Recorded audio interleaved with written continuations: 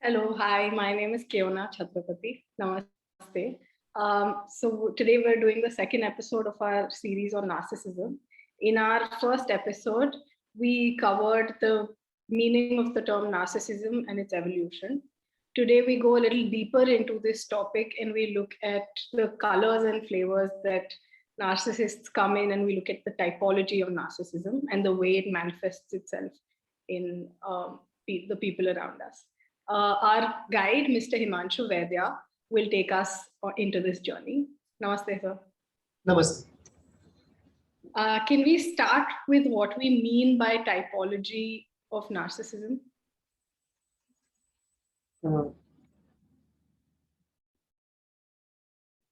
Typology is an academic word. It is an exercise to divide a collection into groups based upon similarities and differences.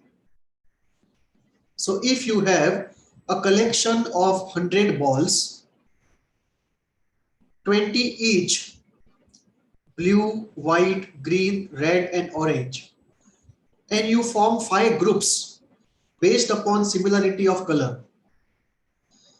So this is how you're dividing the collection into 5 groups based upon the difference of colors. Now, if you look at the 20 red balls, they may not be of the same size. They may all not be of same material, but they definitely are red balls. So between any two groups, there is a difference.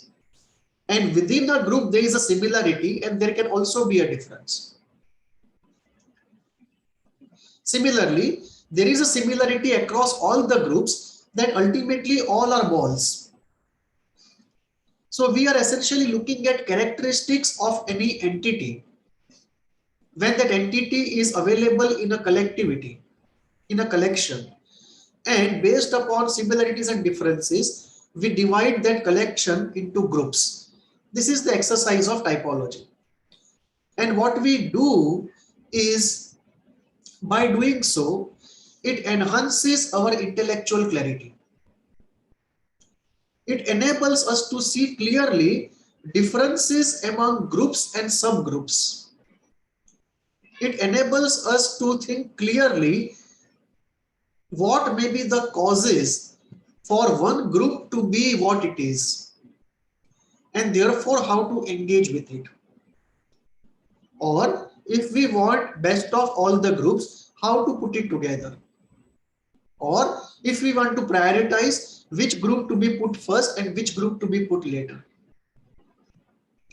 So all this intellectual, academic, research and creative, including applied outcomes are possible or enhanced and facilitated by an exercise of typology. Transplanting this generic knowledge into the area of narcissism, we put ourselves a question: are all narcissists the same, or do they come in all colors and flavors? Are we dealing with a homogeneous population or a heterogeneous population? And the answer obviously from practice is we are dealing with a heterogeneous population. And if so, then can, on the basis of similarities and differences, we can deploy the concept of typology in this situation? And again, the answer is yes.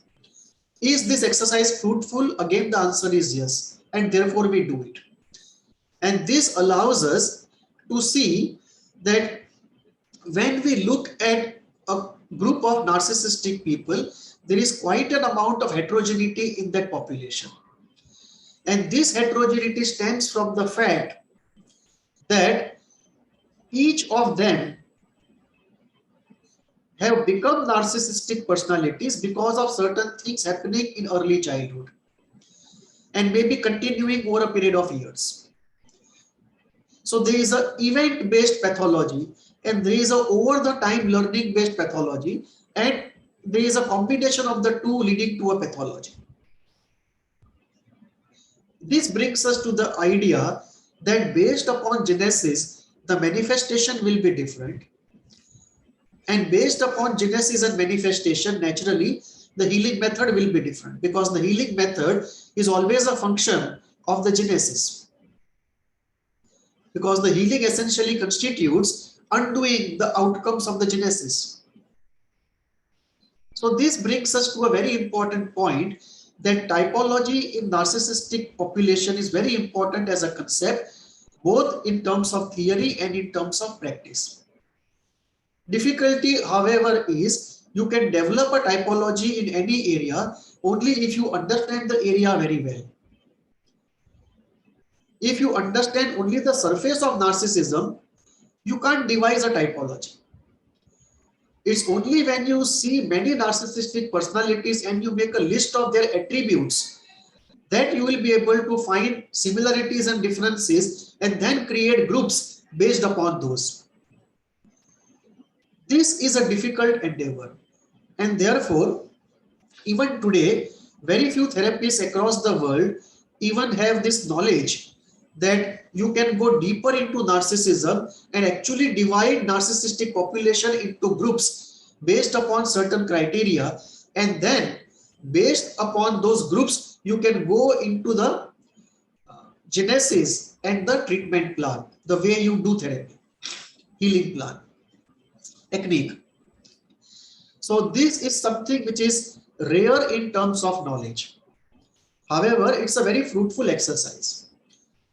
Now it also leads us to the point, is this exercise foolproof? And obviously the answer is no, because any typology has two limitations, which is true for this typology also.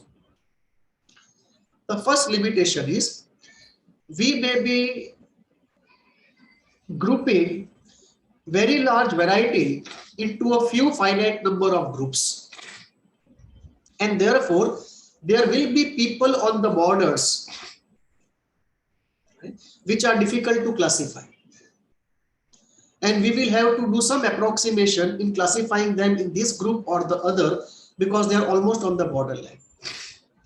Second difficulty will be you will have to force fit certain people who don't have many characteristics of any group. So because nature can produce infinite variety and you have finite number of groups, there will be some force fitting in exceptions, and there will be some problems of transition of the in-between space. Those limitations always will be there of any typology. Third limitation will be, these typologies essentially are creations out of autobiographical or one person's experiences, right? These typologies in narcissism have not been created after wide longitudinal studies. We will see that therapists who have gone deeper into narcissism for a long time, based upon their experiences, created typologies. So no matter how wide and deep, we are still looking at the foundation of this exercise as being one man's experience.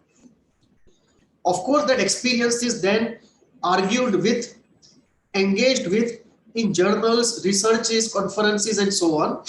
But essentially, it still has it for its genesis one man's experience. It's not a collection of people who have done a long-term wide study. This is a third limitation of the typologies we are going to study. Even, however, with all these limitations discounted, this still is a very rich subject, academically as well as in applied practice, the typology of narcissism.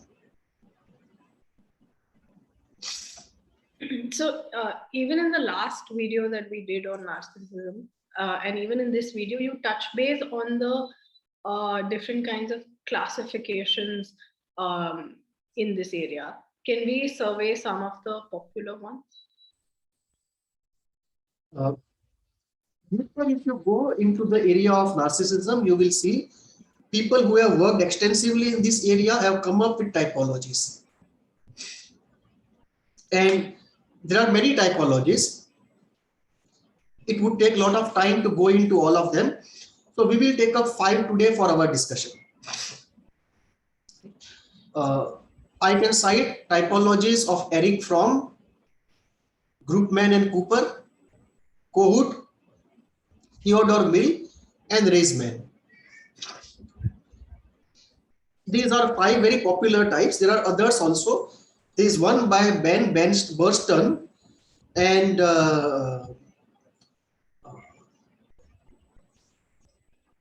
one more, I don't recollect the name, but there is one more popular one. There are 7 popular typologies, out of which we are taking up 5 today.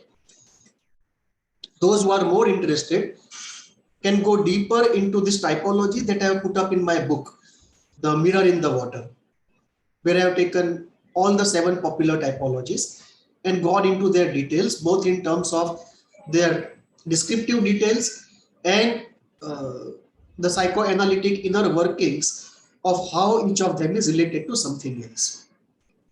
And each of these typologies, as we go along today, I will also comment upon, psychoanalytically speaking, what do these typologies represent? And in passing, what kind of therapy probably can work? We will go deeper into the causation in the next episode, but today I will just touch on the surface that when we take up any typology, what is a allied psychoanalytic understanding? And therefore, if I get more time, what kind of therapy possibly can work? So when we do this, we will just do more than narrating how a typology describes various narcissistic people. We'll also go into the pathogenesis and the therapy part as much as we can today.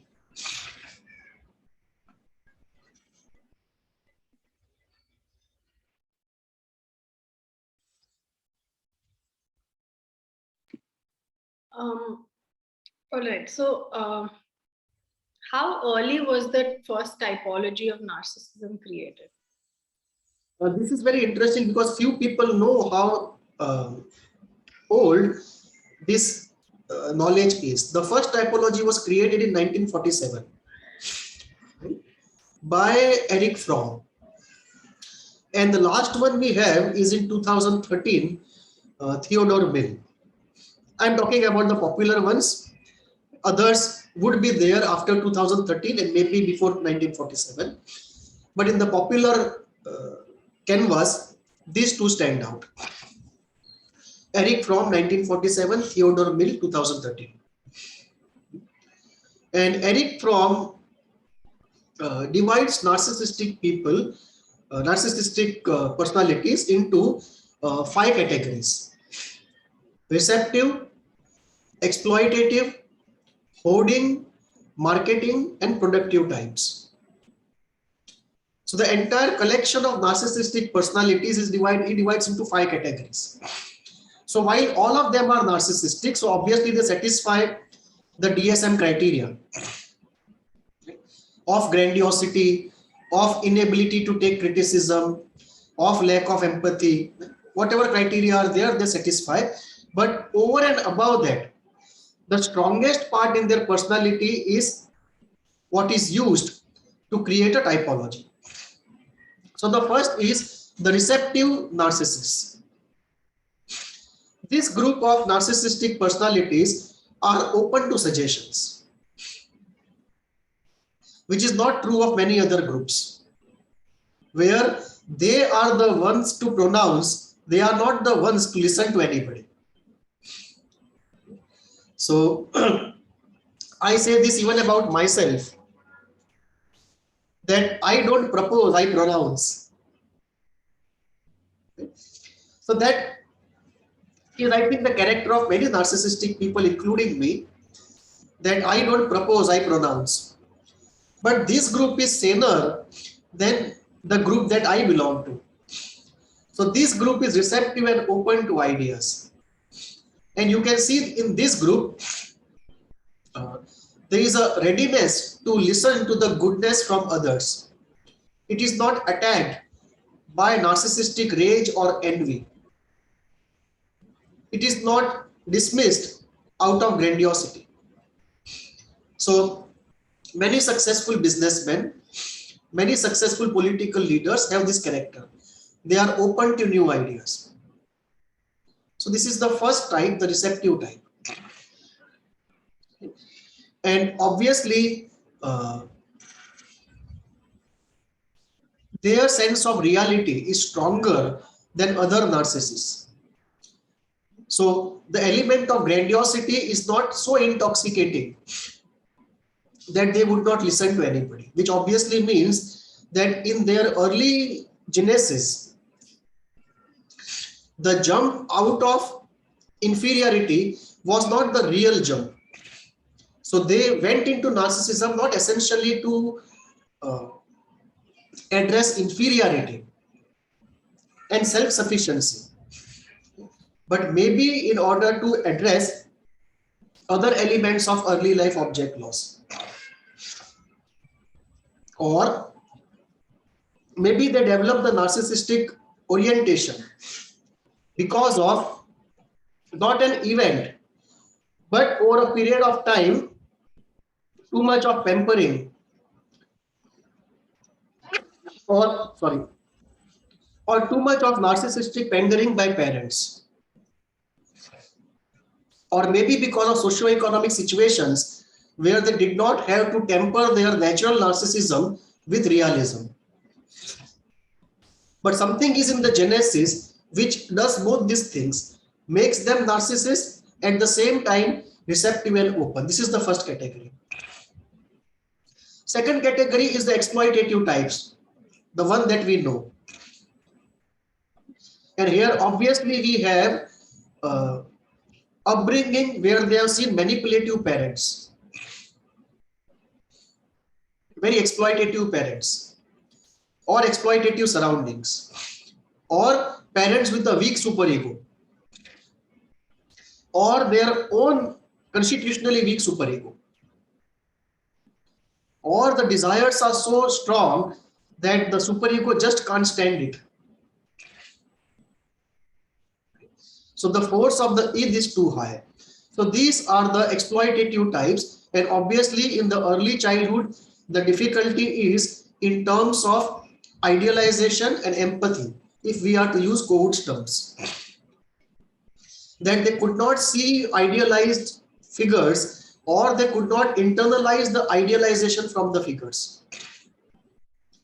So either parents themselves did not have enough ideals, they were themselves compromised in terms of morality, or this group of people could not internalize those ideals, either because of envy or because of too strong an id or constitutionally too weak a superego.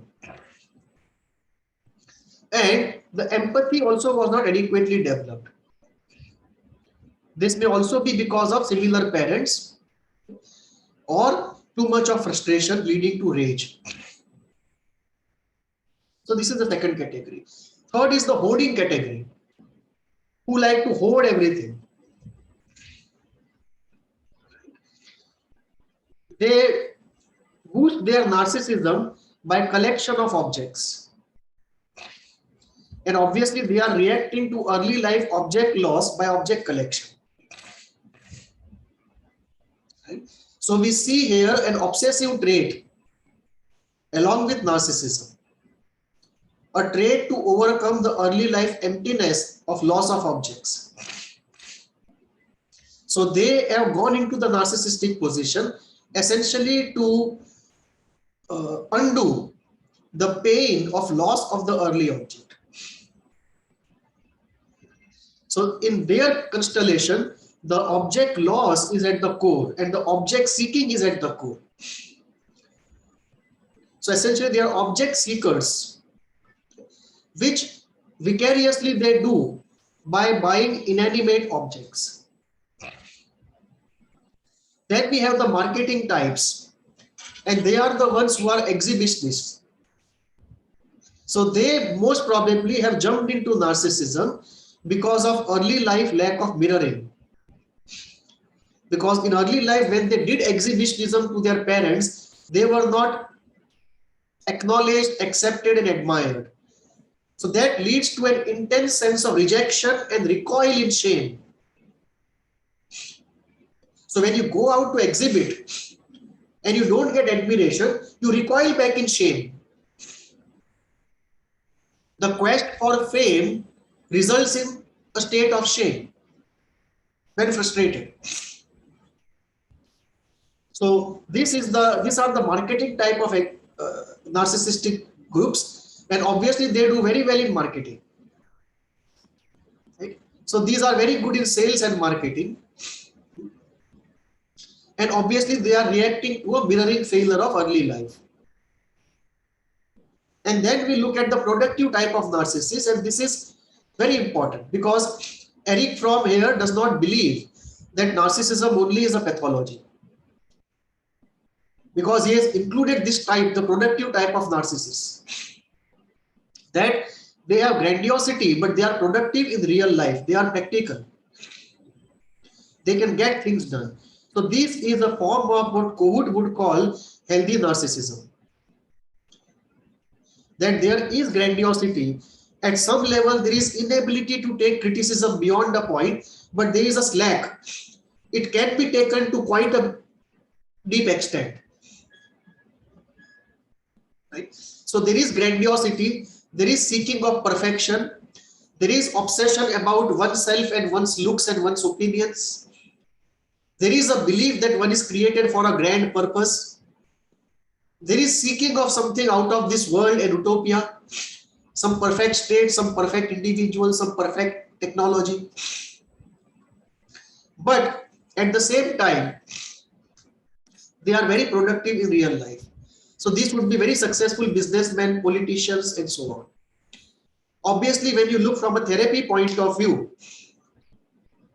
right, if you look at the receptive types, it is easy to do therapy because they are open. Rest of the types, you have to be very, very vigilant, that you have to post insights in a way that they appear to the person as though he is developing those insights. Because any insight from outside, they will reject. The narcissistic rage, grandiosity, and envy will not allow them to accept that a good insight can happen to somebody outside of them. And one of the most difficult groups to do therapy is the exploitative type, because they can be very close to sociopathy or psychopathy. And we have very strong, very small and few strong and healthy parts in the person really to use as an anchor to build upon. Whereas in the marketing type and the productive type, we have very strong healthy parts in the individual to leverage. And in the hoarding part, it will be long and patient, but we don't have the problems that we have in the exploitative type. So this is how the therapy would be different. And when we come to therapy, we'll take a look at how we can have a classical approach and a Kohutian approach, two different approaches. Okay.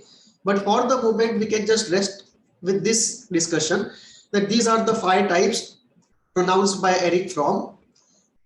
And this is how we look at each of the types in terms of genesis and a broad stroke at therapy. Can we go a little deeper into Kohut's classification of narcissistic personalities? So in modern times, 2 people are supposed to be authorities on narcissism. One is Kernberg and second is Kohut. And Kernberg follows the classical school of psychoanalysis, which comes from the line of Freud, Klein, Bion, the classical line. And Kohut creates a completely new approach to psychoanalysis by creating what he calls self-psychology. And the classical school goes into interpretation and Kohut goes into holding.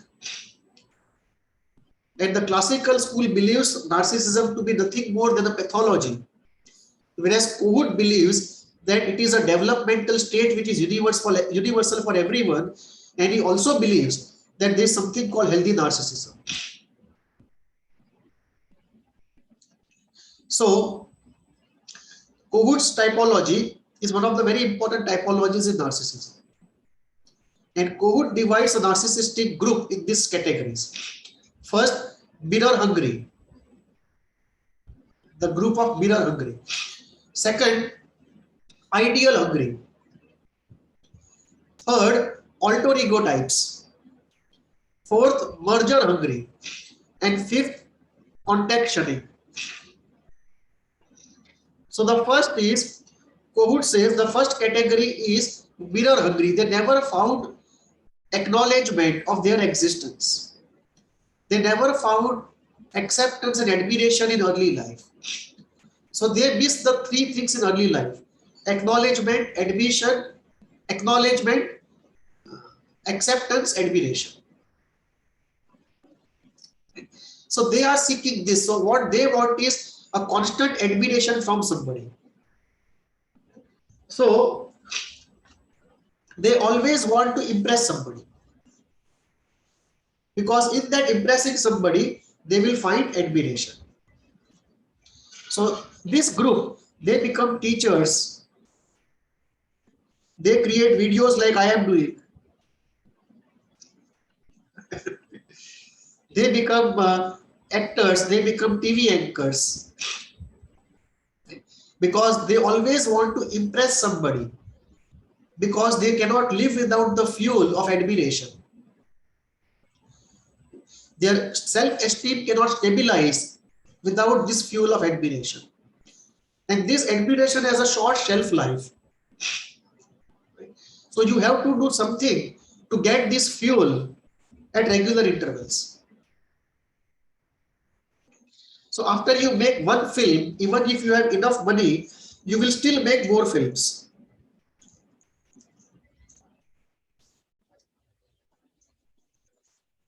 Because the money is there, but the admiration is not there. You are no longer on the newspaper front pages. So once you get in the newspaper, you have to get there at regular intervals. So these are mirror hungry personalities. Narcissistic, but they are into narcissism essentially because of mirroring failure. That early in life, there was a mirroring failure. Second group is ideal hungry. They want to be around people who look idealistic, and they want to internalize those ideals in them. Or they put before themselves an ideal and they try to approximate it, even if they cannot do it fully. So often they put up a show of being ideal, and then when you go deeper, you realize the hypocrisy. So this is the second category, ideal hungry. And you will see them either putting on a spectacle themselves of being an ideal person, or they will be second in command of somebody who is an ideal person. They will always be around those people. So Kohut says this is because early life they could not find parents who were ideal enough, or they could not internalize the ideals from the parents, either of the two.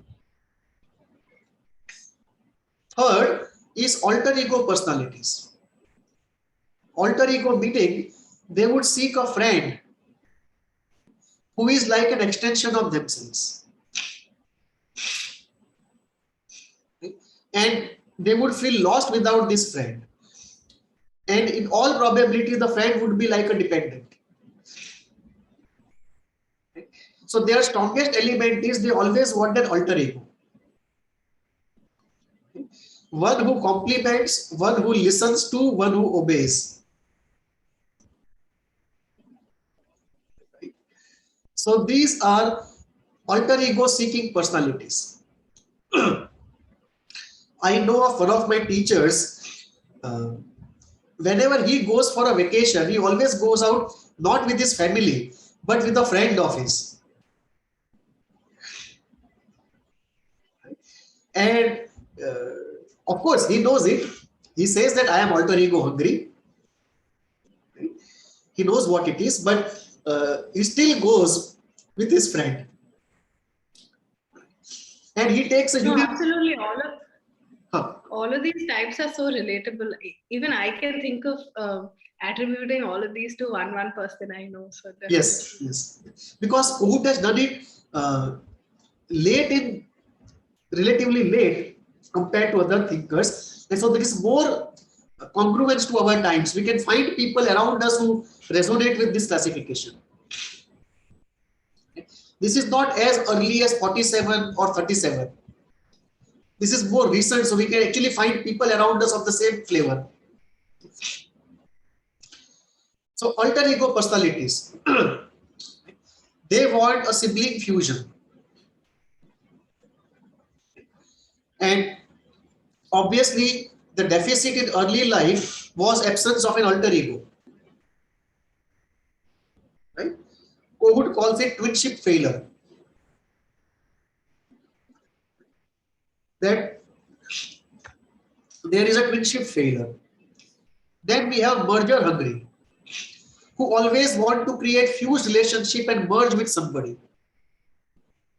And often the merger can be with a dependent or with a much larger narcissist, far more grandiose narcissist. And I always say there is this urge to merge. And you always have these two forces in human nature. And Margaret Mahler talked about it. That there are always two forces. One force which wants us to merge and fuse, and the second force which wants us to separate and individuate and become an individual. So there is always this struggle between these two forces. One, to merge with somebody and give up our individuality. And second, to separate and develop our individuality. So these are merger hungry personalities who always want fused relationships, and more often than not, this group is the one where they have narcissistic mothers or narcissistic fathers who bring them up in a fused way. So this is the only way they know to relate, relating by fusion. They don't have any idea about how to have a relationship with a boundary, because their own parents had abandonment issues, to cater to which they get into fused relationships to avoid losses. And then the child knows of no other way of relating except to be fused. So these are, and it's very difficult because in therapy, when you try to individuate, huge amount of anxiety comes up when there is a separation, because they just can't get out of that fusion. And whenever they get out of the fusion, it is so new for them that uncontrollable anxiety mounts. And one actually has to be through the process many times before one can really stabilize in that individual position. It's not easy to break the habit of fusion and become an individual. And many parents, even in case of too much of pampering, particularly in case of single children situation, parents get fused with the child. It is very difficult to break apart from that fusion and draw boundaries and become an individual. So there is always this urge to merge. And this has a pleasant aspect of security, authenticity, and intensity of feeling. At the same time, a terror of loss of individuality and a terror of annihilation in that fusion. So these are merger hungry personalities. Then we have contextioning.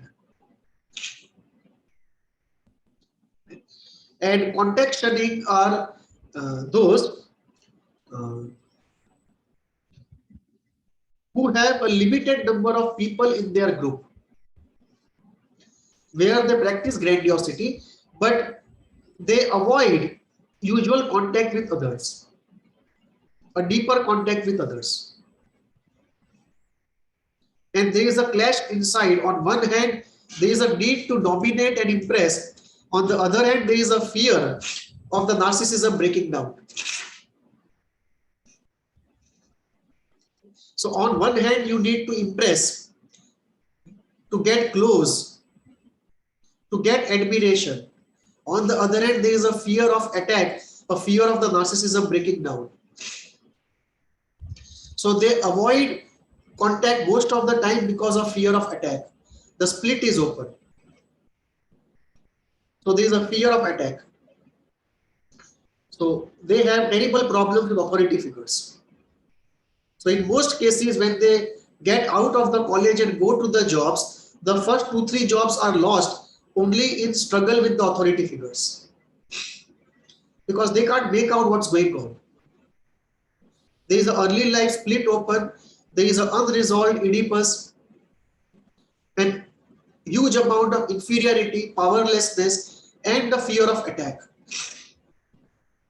And this makes them shun the contacts on the surface, feel anxious and rage towards authority figures, feel like quitting the jobs, feel like unbearable something is happening when any job is given to them, because it looks like an unsurmountable challenge. And at the same time, there is a narcissistic core which feels as though the man is fit only to be a CEO. So these are some of these personalities, and some of them may have a double element going on. They may be dreaming in their fantasies of contacting people, and in reality not contacting people, be contactioning people.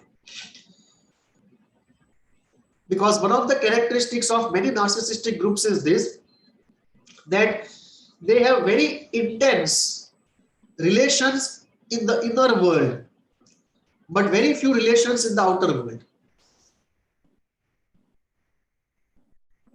So they have very intense object relations in the inner world, but very few interpersonal relations in the outer world.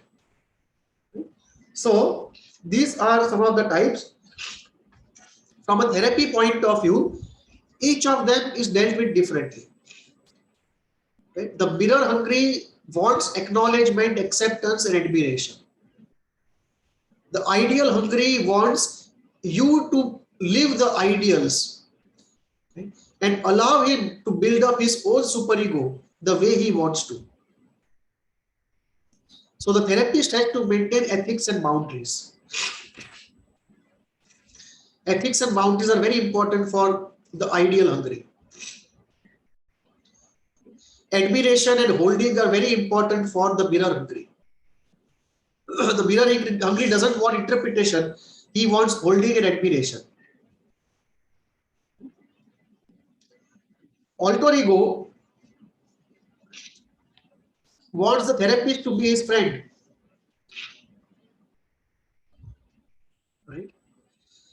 He also has desire to experience the therapist as a self-object.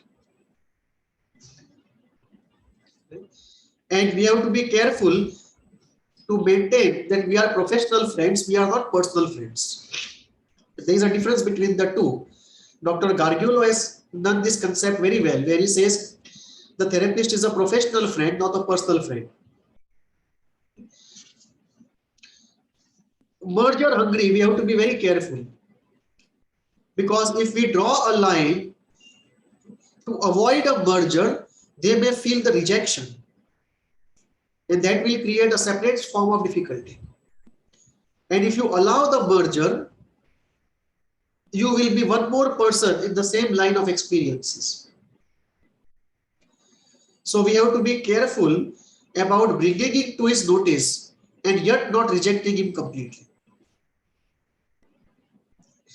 We then have the contextually, which we have to bring to his notice and bring out the real fears why he shuns context, and bring out that split and put it together often, that he wants people and he does not want people.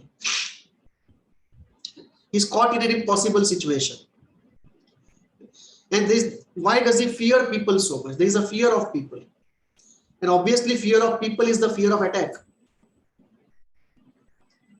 So Kohut does this. Now Kohut does not say whether any type is completely pathological or completely healthy. He is open that any type can go to any direction.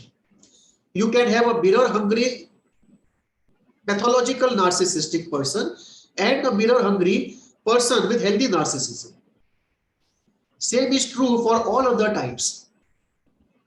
And for Kohut, the way to healing is this: to allow the person to experience the grandiosity and provide holding and not do interpretation early on, and allow the person to satisfy the desires and naturally move from a grandiose position to a realistic position.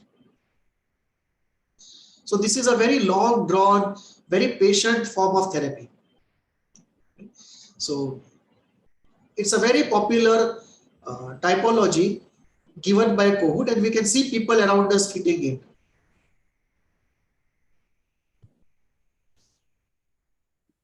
Also, another popular typology has been proposed by Groupman and Cooper. Can we go a little deeper into that? Groupman and Cooper also is a very popular typology in narcissism. And they divide the narcissistic population into 4 categories. The first is the paranoid category. The paranoid category. The second is the craving category. Paranoid category, one who is afraid of everything. Craving, those who are craving for everything. Third is manipulative, and fourth is phallic narcissistic. The phallic category. Right? So what they say is this: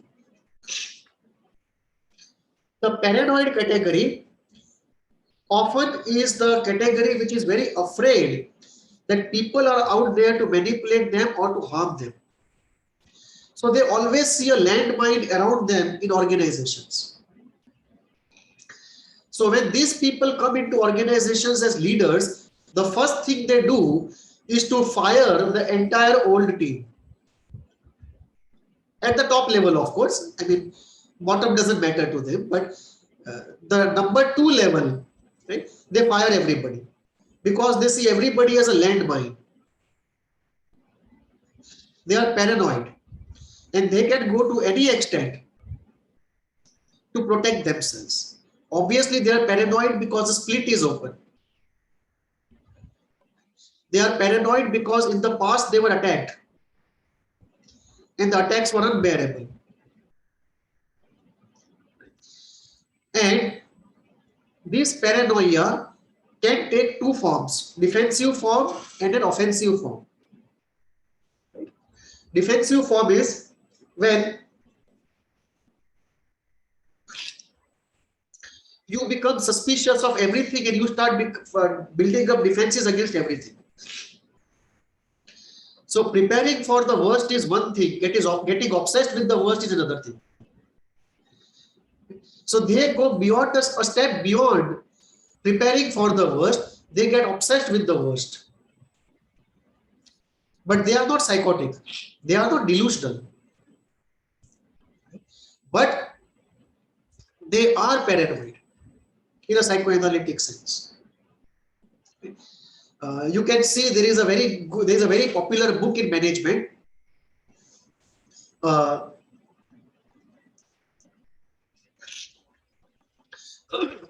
The title of the book is, it is written by Andy Grove, right? The ex-CEO of Intel. Title of the book is Only the Paranoid Survive. So this is the paranoid type, but a benign paranoid type. He is not malignant, he is benign. But there is another category, the malignant type. The malignant type of paranoid. So because they see paranoia around them, they go on the offensive. And this couples up with their weak superego, and they can go to any extent. You can think about dictators, think about Hitler, think about Stalin. Stalin must have killed not less than 5 million people out of his paranoia. So anybody you suspect at the minimum, you just kill that person. So this is a category: Stalin, Hitler, Mao. These are categories of people that would fall here. The paranoid narcissists, but the malignant paranoid narcissists. Because this itself can be divided further into two: the benign and the malignant. The benign would be anti-grow types, defensive types. Good at heart, but always preparing for the worst. And the offensive types, which would be like the dictators. Second category is the craving type.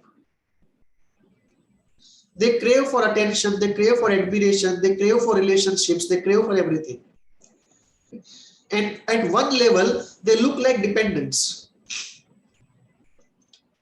Because craving is not a narcissistic trait. The usual narcissistic trait is self-sufficiency. False, assumed, hypocritical, but still there. Whereas these are a craving type that Groupman and Cooper have discovered. That there is a group of narcissistic people who are the craving type. They want everything. They crave for products, they crave for titles, they crave for people, they crave for emotions, they crave for admiration. There is an emptiness inside they are trying to fill with this craving. And this emptiness cannot be filled up. So in that sense, they share the emptiness with the borderline and the craving, behaviorally speaking, craving with the dependent.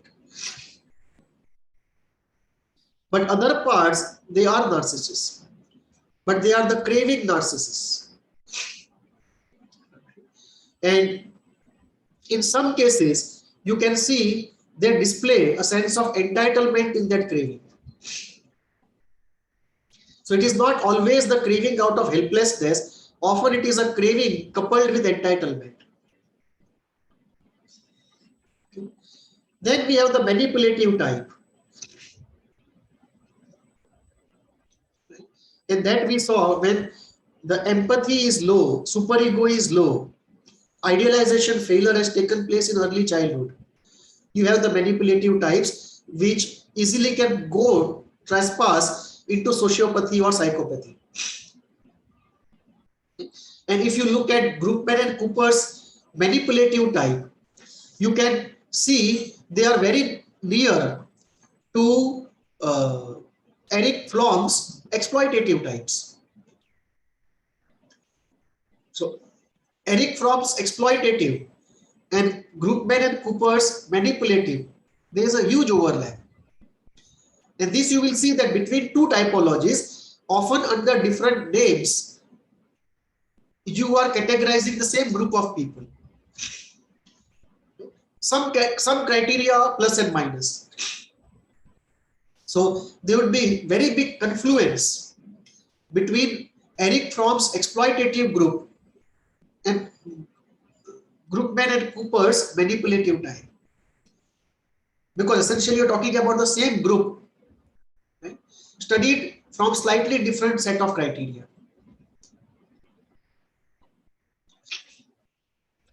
Then we have the phallic narcissistic. The phallic narcissistic are the ones who go out into the world, take up large projects and execute them. And they are very near to Eric Fromm's productive types. That these are the people who go out and do something in the world, the phallic narcissistic type. you can actually put another type here, which is not done by them, but I use that typology. If you combine Freud's psychosexual development concept with narcissism, you will end up with a typology. You will have oral narcissists, anal narcissists, and phallic narcissists. Now, oral narcissists are those, right, who will be in their dreams most of the time. So they will become poets, writers, teachers. They would go out into the world, do anything with the people, and take on the risk of being with the people, being in the groups, and commanding them or succeeding through them. They will create a lonely profession where they are in their own dream world most of the times, and they will have fantasies about themselves in this dream world, and they will fantasize about people but not be with people.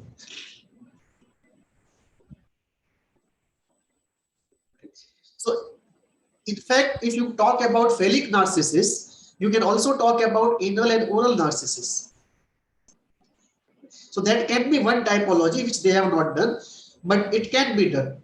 I wish Groupman and Cooper had done it, because if you mention phallic narcissists, you should also mention anal and oral narcissists. Anyway, from a therapy point of view, when we are dealing with the paranoid narcissists, we require more of a Kleinian orientation and lot of holding for the paranoid. When we are dealing with the craving types, we need lot of interpretation. And we also need long-term internalization of a good object. When we are dealing with manipulative, we have to be very careful that the person does not manipulate the therapy process itself.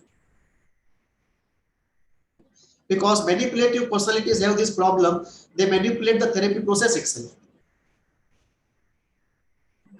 Because that is the only way they would feel safe.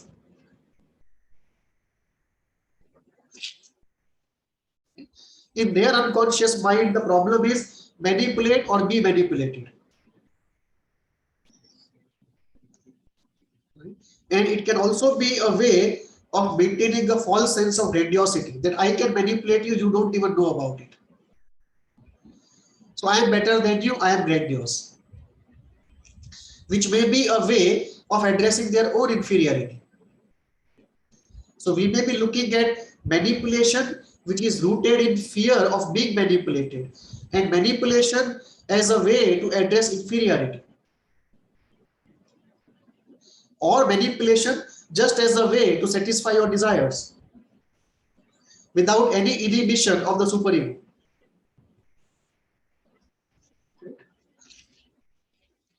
So the phallic type.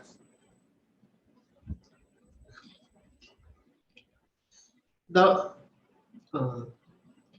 paranoid type you will see quite common. The craving type you will also see quite common. Right? Phallic types are most easy to spot out because they are the successful people. Right? The manipulative types are not easy to find out. Often they are manipulative to people close to them, but very good to people outside of their circle, the close circle. So it's not easy to identify the manipulative type in the everyday world. And even in therapy, we don't start by not trusting the patient. So we don't start by presuming that he is manipulating us. And we always go by the positive dictum, not manipulative unless proved otherwise. We go by trust. And therefore, often it's a difficult process when we realize that the person is manipulating. So this is the Groupman and Cooper typology. And it's a good typology. But I wish they are put in oral and anal also. And so in recent times, say the last decade, has any popular typology come to stay? Yeah, there is one by Theodore Mill, 2013. That I think is the last very popular typology. And they divide it into three, into rather five, I would say. The amorous type, the unprincipled type, the compensatory type, the manipulative type, and the elitist type. Let me just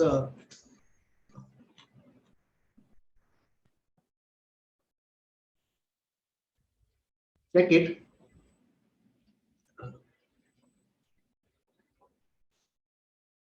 Yeah, I recollect.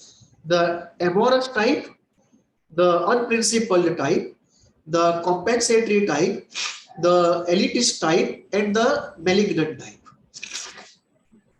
So Theodore Mill has these five groups. First one is the amorous type.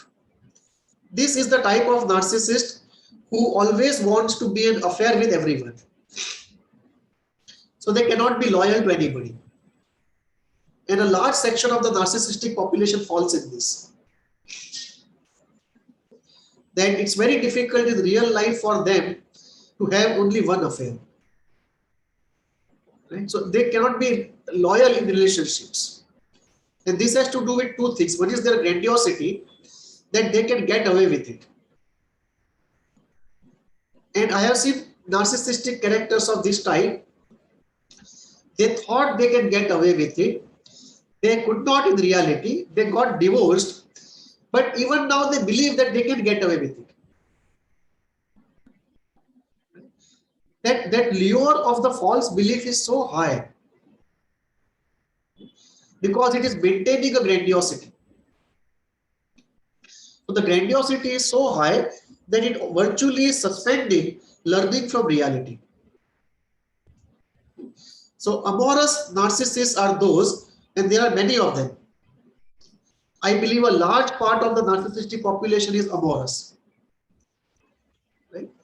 That they cannot be loyal. It's very difficult for them to be loyal.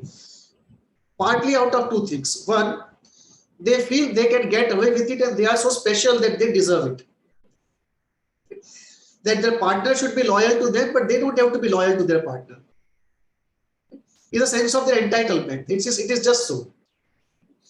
I am Lord of the universe, you are a mere mortal. So this stand of theirs, that I am Lord of the universe, you are a mere mortal, rules apply to you, not to me. I am above rules. So this is an element of the amorous narcissist. And the second element is very early life object loss and abandonment. It makes it too threatening for them to rely only on one object. So there is a very deep-seated fear. What if I invest everything in one object and become loyal and the object deserts me? So the fear of abandonment and loss is so high that they won't dare to invest everything in one person and be loyal. They will always have a backup plan. And this backup plan is a problem. So this is the amorous type. They also are by and large slightly manic most of the time, because they use the defense of manic denial. So inside there is unbearable pain. So they give a reaction formation defense on that and take the other position of being on a high.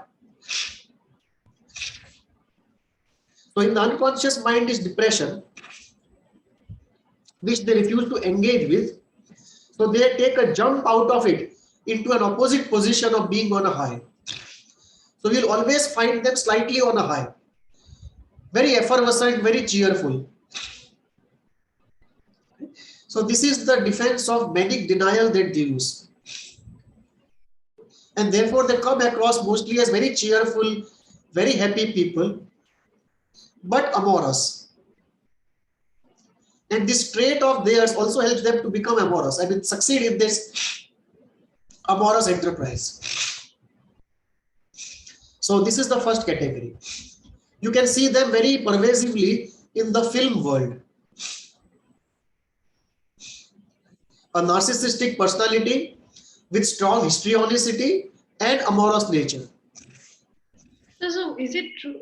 I mean, I may be completely off track, but is it true that such people, when they find a safe space with someone or in someone, they completely allow themselves to become vulnerable almost to breaking point?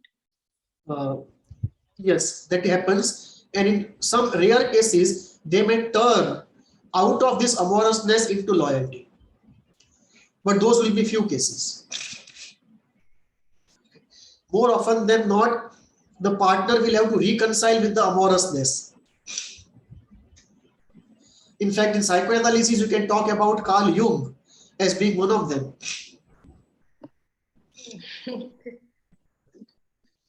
So, amorous narcissists, unprincipled. This is very similar to the exploitative of Eric Fromm or the manipulative of Groupman and Cooper. Okay. Unprincipled narcissists. So they can get, I mean, they feel entitlement to satisfy their desire come what may. So again, we have here failure of idealization, failure of superego, and a drive frustration which does not happen, which should happen, and a manic movement towards satisfying desire. Then we have compensatory narcissists. This is very near to the craving type of group men. So these compensatory narcissists are trying to compensate something inside by something outside. So some of them want titles. They want to be appointed as chairman of some institute. They want to be on board of some state, some body. They want to be given a prize. Okay. Or they want to be invited for some ceremony. Or their name should be spoken from the stage. They like all that. So they are craving. Some of them want a car to show off, or a bungalow in a very upmarket location, or certain forms of dresses, or to be seen in certain parties. They are compensating for inner loneliness, inner object loss, inner emptiness, inferiority, and so on. So there is a compensatory behavior. By that, what Theodore Mills says is that there may be people who are not compensating by narcissism, which I find very problematic in this typology, because any kind of narcissist is compensating something or the other. So to say there is a category called compensatory narcissists is to say that there can be narcissists who are not in compensatory mode, which I find problematic.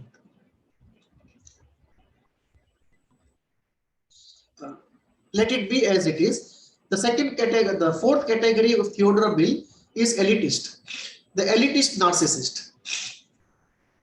The page 3 narcissist, who will look down upon everyone, be only in that circuit, and flaunt around that being page 3 or being the upper crust of the society.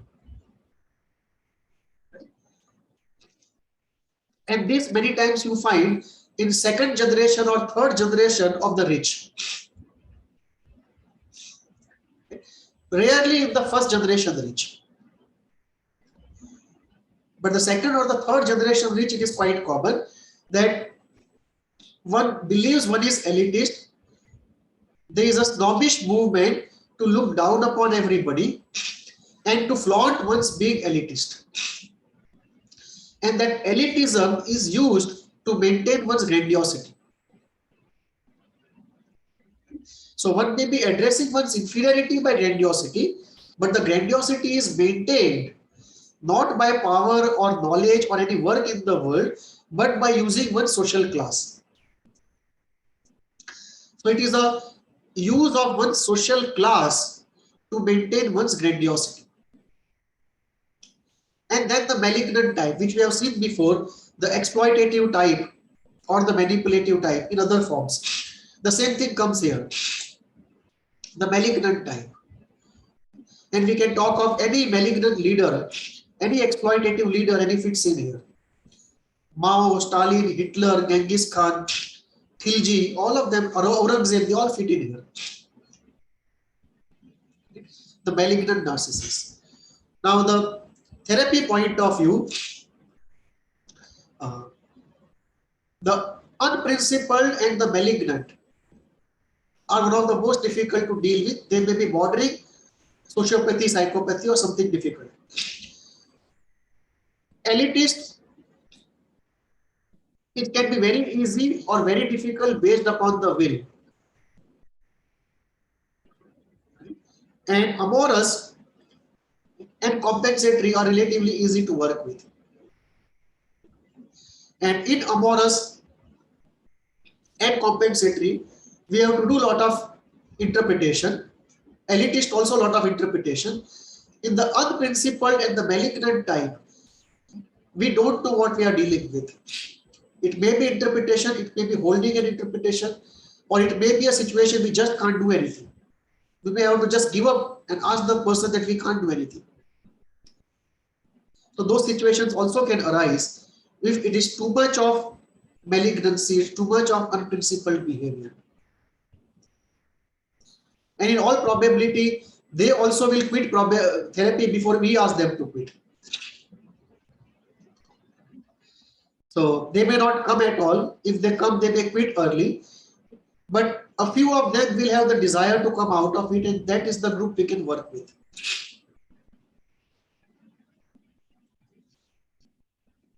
So having discussed all these typologies of narcissism, how do we use this knowledge in everyday life? Once we have these binoculars, we look at the society with these binoculars. And we see different shades and colors in people. What we could not see without this knowledge, now we see with this knowledge. And we realize that we can classify people, we can identify people as what kind of narcissistic personalities they are, if so. And once we realize that, we know why they are what they are. So we have some idea about it. And therefore, how can we manage them? To the extent that we can. And of course, if we come across situations where you are dealing with a hardened narcissist, because we can also have a typology of an amateur narcissist and a hardened narcissist. Hardened narcissist can fall in any of the categories, but if you are dealing with a hardened narcissist where the chances of reform are low, then we have to run for our life. But if there is a possibility of change, then we can engage. And if we find somebody to be exploitative, manipulative, malignant, right, then we just have to keep distance and not engage at all.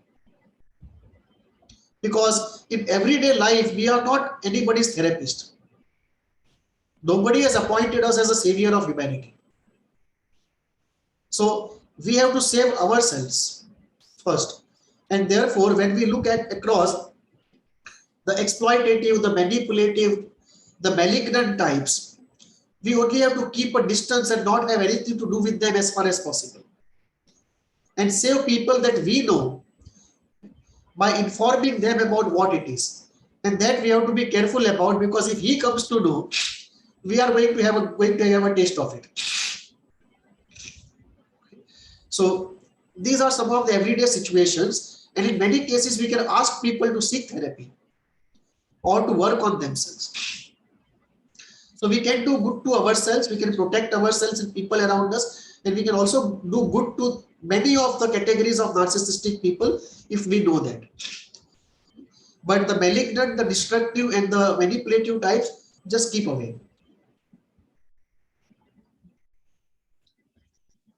And so as we develop all this knowledge in psychoanalysis and with this video in particular in the typology of narcissism, how do you think it is likely to evolve in the future? First, we will need wide and deep studies on a longitudinal basis to come across to create a real typology which is global. Because these typologies essentially flow out of one man's experience, no matter how long. It may be 20 years experience, but still one man's experience. We want 20 years of experience of 100 people. And we don't want it from one part of the world, because any analyst is going to work only in one part of the world, seeing one section of society. So we want a study which is global, which deals with all parts of the society, which brings together experiences of everyone, and then create a global typology. It may go into 20 types, doesn't matter. But let there be a global typology so that we don't have overlapping typologies in different overlapping types in different typologies. We have very clear-cut framework of 20 to 25 types, each very clearly describes the set of criteria. And then we can look at how to do therapy for each of these subtypes. And that will help us in healing of narcissism much faster. Number one. Number two, this knowledge can be used by people in everyday life also. Because in many marital problems we see, in many problem of children also we see that a person is suffering because the person opposite to him is a narcissist. And the person is just not able to make out why that person is doing what this person is feeling or suffering. Gaslighting is a very common example. That most of the narcissistic people, they gaslight. They put guilt into you. And you get confused, and over a period of time when you do it, you get confused, okay, are you going insane or is this person saying something insane? So you start doubting yourself and you may start believing something that this person is saying out of his pathology. And that is another layer of suffering. Because deep inside you know you are true, but you cannot articulate it because you don't have the language and the concepts. So there is a bottled up anger.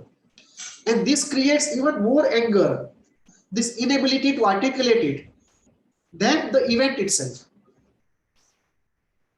And this anger then comes upon yourself and leads to self-destruction, depression, and all sorts of things. So in everyday relationships also, this knowledge is very important to find out if one is dealing with a narcissist, and if yes, of what type, and if so, what to do with it. And third, it will allow us to study better the genesis of narcissism, and therefore how to bring about a cultural change in child upbringing practices. So from a preventive point of view, from a curative point of view, from an everyday point of view, it is very necessary that we do this kind of a study and create a real well-researched typology with global data over a long period of time. And this will help both theory and practice. Thank you so much, sir. I think it's been a very rewarding discussion on knowledge that is rather hard to find and assimilate. So in our next episode, we will go into the causation of narcissism. Do write to us at hvindia@gmail.com, and we'd love to know your views and comments on our discussion. Namaste. Namaste.